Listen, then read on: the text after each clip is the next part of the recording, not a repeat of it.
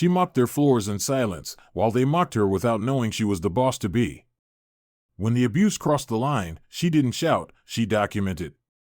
And on Monday morning, she walked into the boardroom not as a janitor, but as the new CEO, ready to turn their world upside down. The fluorescent lights buzzed faintly as the elevator doors slid open onto the 33rd floor of Monroe Tech headquarters. The hour was just past midnight, and the silence that filled the high-rise corridors was a stark contrast to the corporate hum that buzzed through these same halls during the day. The skyline outside the floor-to-ceiling windows glittered with a sleepy brilliance, but inside, beneath the sleek veneer of polished glass and brushed steel, a different kind of reality was about to unfold. Aaliyah Monroe stepped out of the elevator, her footsteps soft against the polished marble. No one looked twice at her. That was the point. She was invisible now. Her tailored blazers and designer pumps had been traded for navy coveralls, a plain name tag that read Leah, and a cleaning cart stacked with industrial supplies. The uniform itched. The shoes pinched. But none of it compared to the weight of what she was carrying. Tonight wasn't just another shift. It was the start of a reckoning. Just 48 hours ago, she had been in her father's office, oak-paneled, warm, and filled with the smell of old books and the quiet power of legacy. Howard Monroe, the man who had built Monroe Tech from a single server in a cramped apartment into one of the country's most respected tech firms, sat across from her with the first signs of age truly showing. The stroke had left no physical impairments, but it changed him. He'd become quieter, more thoughtful, more aware of the cracks beneath the surface of his empire. "I want you to see what I built," he'd said, his voice measured. "Not from the top, not from the numbers. From the ground up. The way I did." Aaliyah had tried to argue. She was already an executive VP, had climbed her own ladder, not by nepotism, but through grueling hours and strategic brilliance. She had an MBA from Stanford. She'd led product launches that outperformed every projection. But her father had looked her in the eyes and said, "You can't lead what you don't understand." And that was the end of it. So here she was, mopping floors at 12:07 a.m., pretending to be someone else. The first hour was quiet. The tech offices were tidy, sterile even. The most personal items she found were Red Bull cans and forgotten hoodies. But it didn't take long for the real Monroe Tech to show itself. The first person to speak to her was a man named Doug Whitaker. She knew the name from internal memos. He was the night operations manager, mid-level, been with the company nearly 2 decades. He walked like someone who'd long forgotten what it was like to be questioned. Doug was white, broad-shouldered, and wore authority like a too-tight jacket. "Hey," he barked as he turned the corner and spotted her near the conference room. "You people weren't supposed to start here until after 1. Who gave you clearance?" Aaliyah blinked.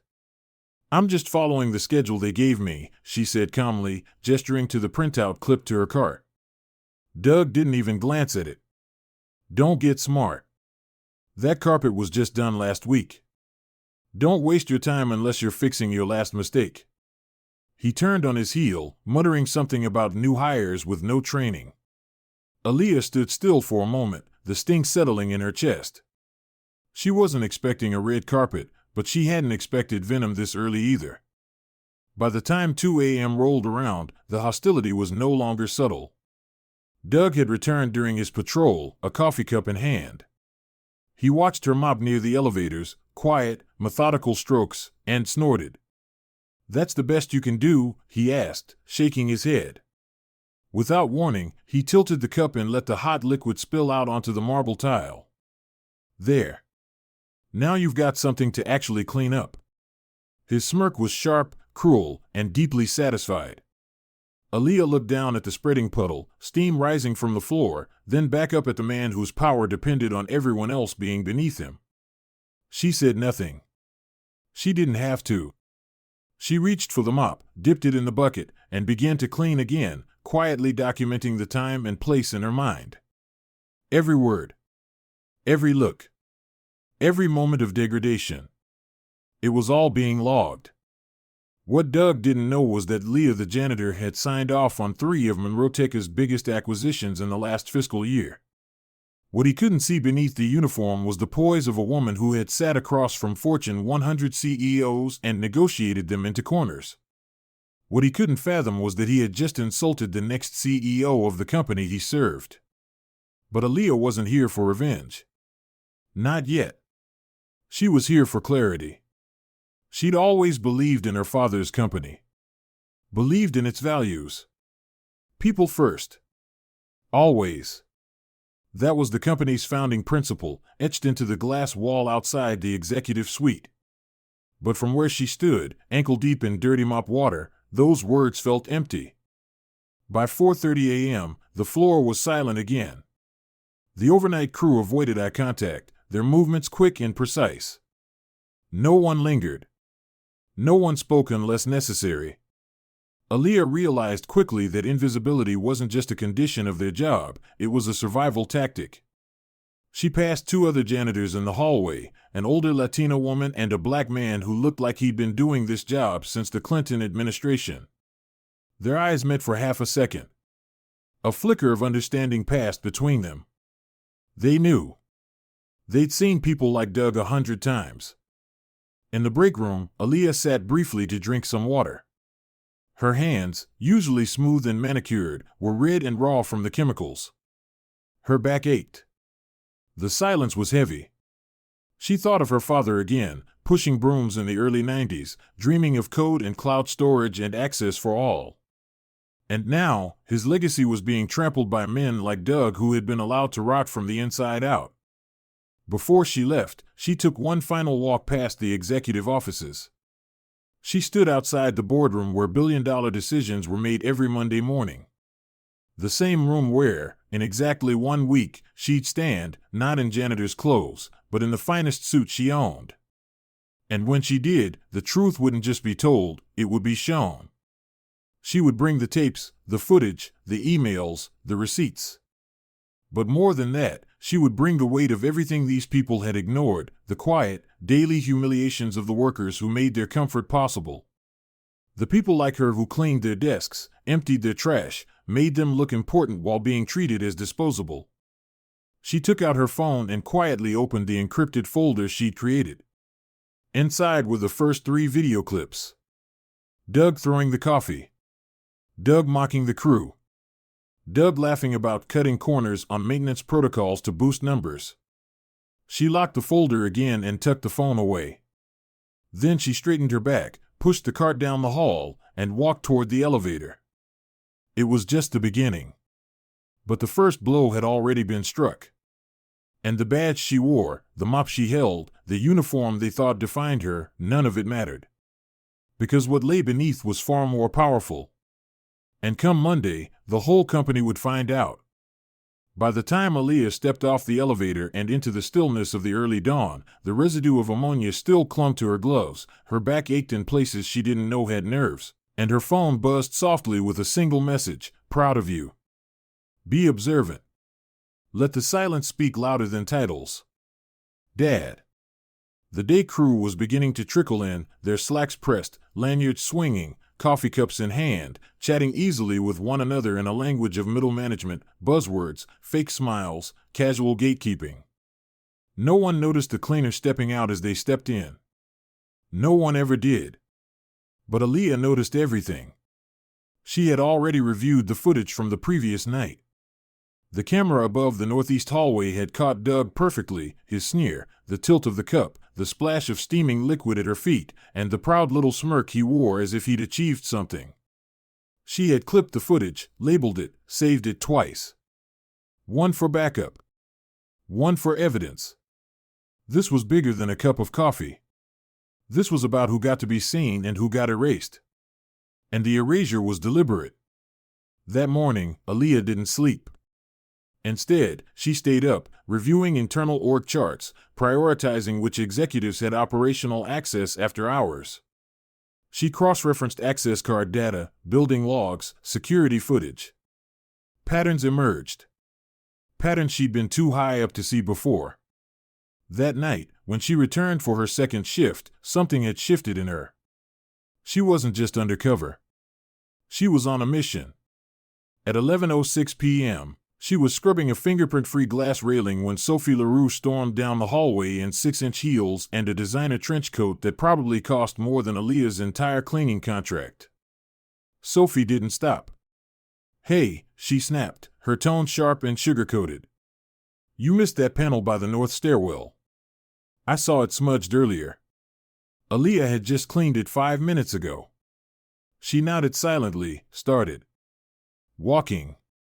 Sophie turned on her heel, trailing behind, eyes narrowed like a hawk ready to strike. "You people never get it right the first time," she muttered, not even under her breath. Aaliyah's stomach turned. "You people."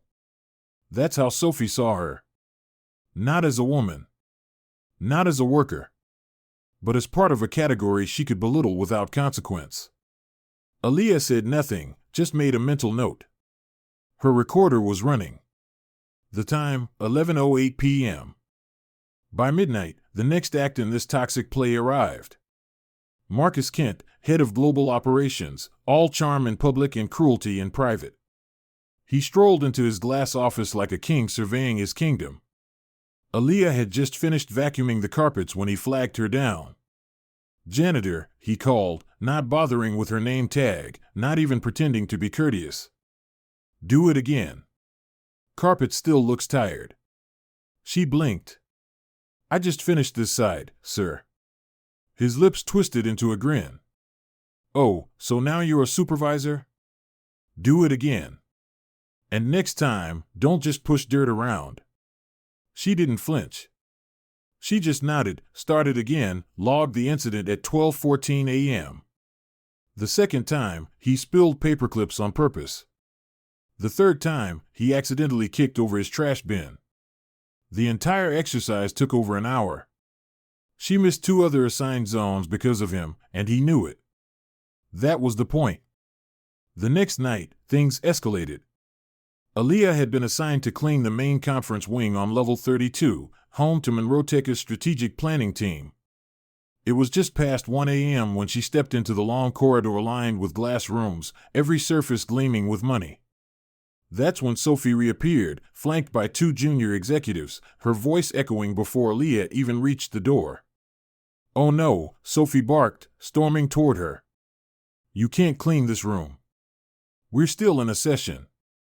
Aaliyah paused. This room was scheduled for after-hours cleaning. "I can come back," Sophie cut her off. "I said you can't clean it." Aaliyah, trying to keep her voice calm, nodded. "Okay, I'll return in 20 minutes. She turned to go, but Sophie grabbed her wrist. "Are you hard of hearing?" Sophie hissed. "Get out now." And then it happened. Sophie's open hand slapped Aaliyah's cheek. The sound rang out in the quiet hallway like a gunshot. The junior executives froze. No one said a word. Aaliyah's face stung, not from the pain, but from the audacity. The violation. The casual way it had been done. She didn't retaliate. She didn't raise her voice. She just whispered, "Thank you." Because now she had everything she needed. And the cameras had it too. Time, 1:06 a.m. incident, physical assault. The next day, she went to HR. She met with Caleb Barnes, a middle-aged white man with tired eyes and a tie that looked more like a prop than a piece of clothing. She explained everything. Carefully. Professionally. Fact by fact. His smile was practiced. His sympathy rehearsed. "That's a serious allegation," he said, folding his hands together like a minister. "Of course, we take this very seriously here at Monroe Tech." Then came the gaslighting. "But you know, sometimes things get misinterpreted. Stressful environments. Miscommunication. Maybe Sophie felt threatened. You're a strong woman, after all. You have a presence. Perhaps this was more a misunderstanding than misconduct." Aaliyah stared at him. "I have video," she said. Caleb blinked. "Well, let's not rush into adversarial territory," he said quickly. "Let's allow the process to work. Let me speak with legal and circle back. In the meantime, perhaps just avoid Ms. LaRue's floor for now." Let things cool off. She nodded. She thanked him. Then she left and hit save on the recording. Time, 11:22 a.m. HR cover-up, confirmed. By the end of that week, she had dozens of files. Incidents. Names. Timestamps. The patterns were undeniable. The culture of silence and abuse wasn't an accident, it was policy. The executives bullied downward to feel powerful. HR turned blind eyes to preserve reputations. The janitors and overnight staff were expected to take it all with a smile. But they'd messed with the wrong janitor. On Sunday night, her father met her in the back of their driverless SUV outside HQ. He hadn't aged a day mentally, but Aaliyah saw how tired he looked. She sat next to him in silence as the car glided through the city. Then he asked, "Did you find what I was afraid of?" She nodded slowly. "And more." He closed his eyes, just for a moment. "Do you want out?" She looked him dead in the eye. "No. I want justice." He handed her a black flash drive. "You'll need this.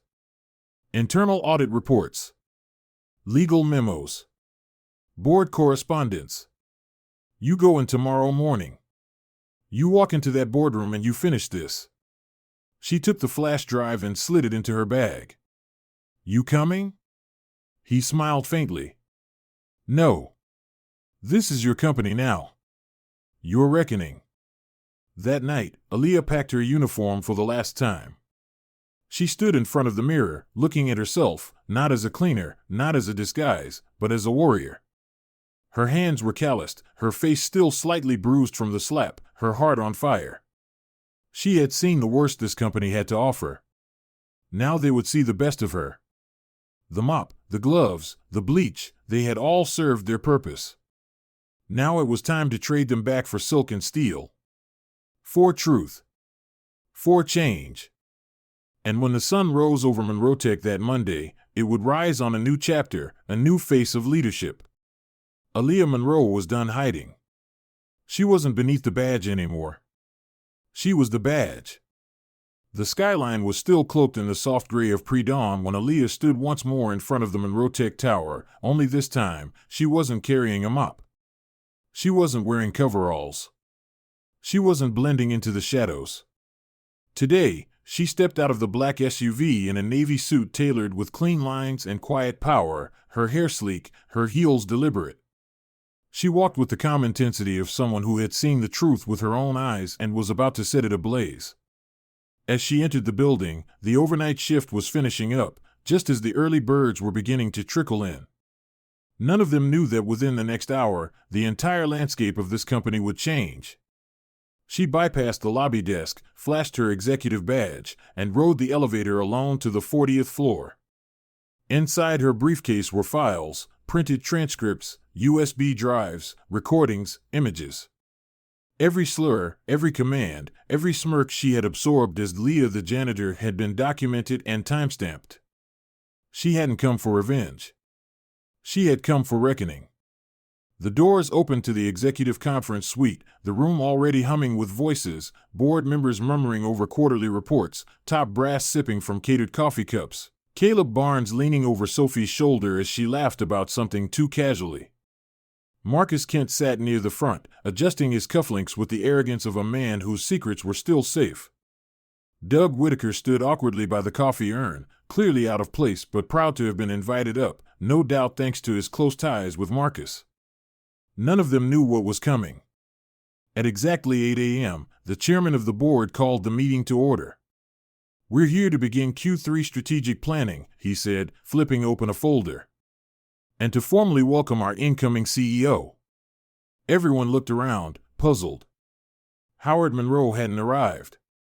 No one knew who the successor was. Caleb leaned over to Sophie. "Did you hear who it is?" Sophie shook her head, annoyed. "No one tells me anything." The chairman continued, "Before we dive in, our new CEO has asked to address the board personally before accepting the role." At that moment, the door opened. Every head turned. A pause swept through the room like a held breath.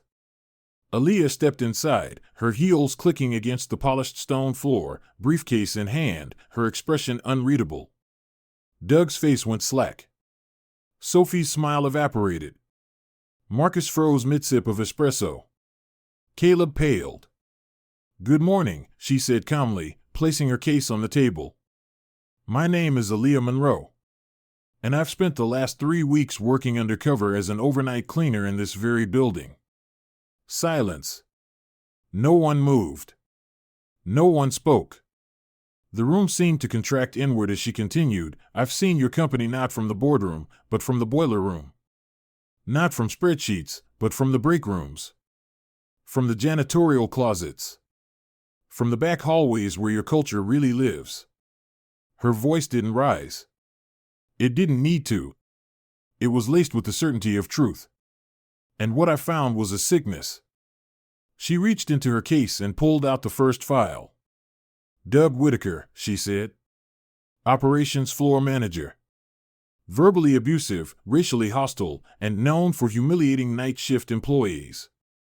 This is him dumping coffee near my feet to teach me a lesson." She tapped the laptop. A screen behind her lit up. Security footage filled it, Doug's smirk, the coffee splashing. Gasps. Doug's eyes went wide.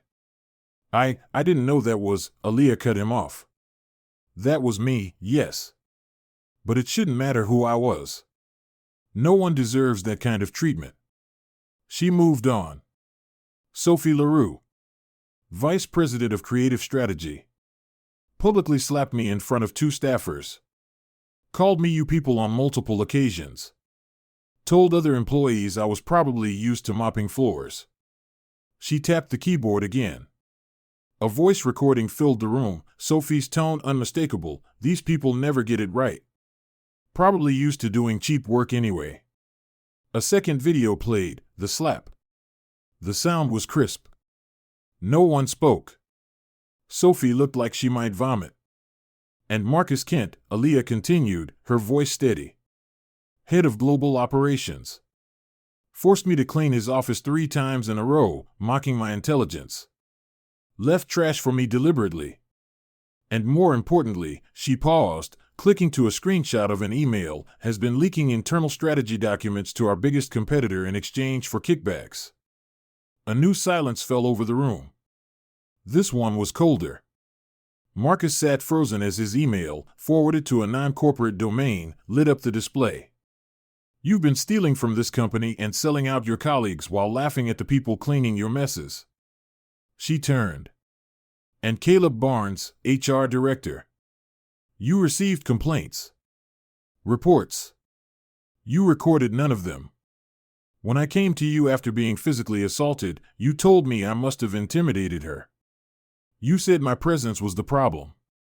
You let abuse thrive because it was easier than confronting it." A clip played of Caleb's smooth voice, "You're a strong woman. Maybe this was a misunderstanding. Let's not escalate." The board was speechless. The chairman leaned forward, visibly shaken. "Is this authenticated?" Aaliyah nodded. "Every clip. Every file. Every timestamp. You can cross-reference with our building's access logs, internal cameras, and time cards." She reached into her briefcase one last time and placed a single envelope on the table. Inside are signed affidavits from 6 other overnight employees. They were too afraid to speak before. Not anymore. Doug rose to speak, his voice trembling. "This isn't fair. How could we know?" Aaliyah raised a hand. "That's the problem. You didn't want to know. You never asked. You assumed your power protected you. And you used it to protect your worst instincts." She stepped back. "You humiliated me. You underestimated me. You tried to break me. But you only showed me why this company needs new leadership."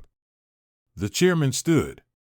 "Ms. Monroe, what are your recommendations?" Aaliyah met his gaze.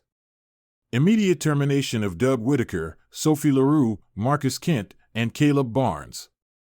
Initiate third-party investigations into HR handling and compliance practices. Create an ethics committee with direct access to the CEO. Implement mandatory anti-discrimination training for all managers.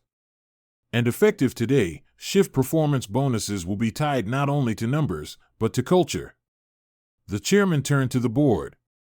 All those in favor? Hands went up around the room, some slowly, some firmly. So ordered, he said. As security was called to escort the 4 disgraced employees out, the tension in the room broke like a dam. Whispers, murmurs, stunned silence. Sophie cried quietly. Marcus didn't move. Doug pleaded. Caleb simply stood in stunned shame. None of it mattered. They were done. Aaliyah turned toward the board. This place isn't broken because of a few bad people. It's broken because good people chose comfort over confrontation. That ends today. Then the door opened again. Howard Monroe stepped in. He looked around the room, then walked over to his daughter and placed a hand on her shoulder. Today, I step down, he said, because the future of this company is already in the room. He turned to the board. As of this moment, I am officially resigning as CEO. Monroe Tech belongs to Aaliyah. There was no applause. Just awe. Just understanding. Just history being made in real time. Later that day, Aaliyah addressed the entire company. In a live broadcast sent to every division, every shift, every floor, she stood in front of a Monroe Tech banner and said, "This company was built by people who believed in equity, in excellence, in justice. Somewhere along the way, we forgot that. But I'm here to remind us. If you believe in what this company should be, I want you on this journey. But if you've been using this company as a cover for abuse, discrimination, or ego-driven power plays, consider this your final warning. We are no longer that company. We are becoming something better." The next morning, her corner office was filled with handwritten notes from receptionists, from janitors, from coders, and cafeteria staff. Notes of hope. Notes of thanks. One note, scribbled in blue ink on a folded napkin, read simply, "Thank you for seeing us." Aaliyah stood at the window overlooking the skyline. The same skyline she had once cleaned from the inside out. The reflection staring back wasn't just a CEO. It was a woman who'd earned it the hardest way possible. And now, she would lead the way forward, not from behind a desk, but from every level. Her story, once hidden behind mop buckets and late-night shifts, was no longer a secret. It was a signal. A declaration. Power had been reclaimed, and it was just the beginning. If you've stayed with Aaliyah Monroe's story until the very end, I want to thank you, truly. Because this wasn't just a story about hidden identities or corporate corruption. This was a story about dignity. About what happens when someone is told over and over again that they don't belong, and chooses to rise instead of retreat. Aaliyah walked into Monroe Tech not to prove a point, but to understand the truth. And in doing so, she uncovered something many of us have felt at some point in our lives: the sting of being underestimated, the pain of being silenced, and the quiet courage it takes to keep standing when the world says you don't have a voice. What this story teaches us is simple but powerful: respect should never be tied to status. A title doesn't determine someone's worth. The person cleaning the floor, delivering your lunch, or working the graveyard shift deserves just as much human dignity as the person sitting at the boardroom table. In fact, how we treat those with the least power says the most about who we really are. Aaliyah didn't yell. She didn't seek revenge. She observed, documented, and waited for the right moment to reveal the truth. And when she did, she changed everything, not just for herself, but for every employee who had suffered in silence before her. Justice isn't always loud, it's often strategic, thoughtful, and deeply personal. So, to everyone listening right now, I want to leave you with this: never let anyone reduce you to a title, a uniform, or their assumptions. Your value is not determined by what they see on the surface, it's defined by what you carry within, your character, your voice, your resolve. And if you ever find yourself in a place where you're treated unfairly, I hope you'll remember this story, not just for the pain it uncovered, but for the power it reclaimed. And finally, from all of us here at Us Justice Stories, thank you for watching, listening, and standing with those whose stories often go unheard. Every time you hit that subscribe button, share a video, or comment with respect first, you help us amplify the voices that matter. Voices like Aaliyah's. Voices like yours. We're honored to walk this journey with you. Until the next story, stay strong, stay proud, and never stop standing up for justice.